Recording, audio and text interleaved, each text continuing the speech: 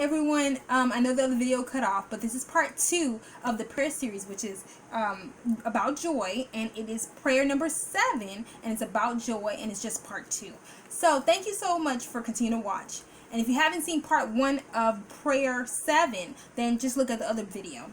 Alright, so basically, like I was saying before, if you're still trying to figure out how can I keep this joy attitude, like I said in the last video at the end, you can just post note cards that say scriptures on it or positive things you love about yourself so you can constantly see it. As Christians, sometimes we think that, well, maybe if I just say it and then it'll just happen. Which, yes, we're supposed to speak life. Yes, we're supposed to speak the word of God. But you got to do this continually. This is like a process. Just like you brush your teeth every day, same thing. It's a part of the kingdom process. You have to keep doing the same strategic things every day. And if you forget, don't beat yourself up. Because I talk to a lot of women of God sometimes, and sometimes they feel like, well, I made a mistake, or I didn't pray today, or I didn't do this, or maybe that's why I don't have that much joy. And then we start panicking. But we got to stop trying to be perfect. All we got to do is say, okay, I'm usable, Lord. Use me, help me, guide me, have that mentality. But don't try to think that I have to be perfect.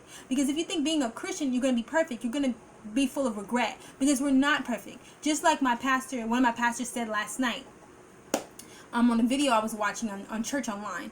It said, we as Christians, we will fall, but we got to get back up. That's the key. So if you feel like you keep falling in this aspect of joy, and you feel like, well, somebody said something crazy to me, I'm going to yell at them, or I'm tired of people saying stuff to me, or I'm tired of feeling like there's so much pressure in my life, and I'm tired, and I just don't know how to have this joy. Then you're going to have to say, well, you can't control people. You can't really control sometimes circumstances, but who can you control? Yourself. How can I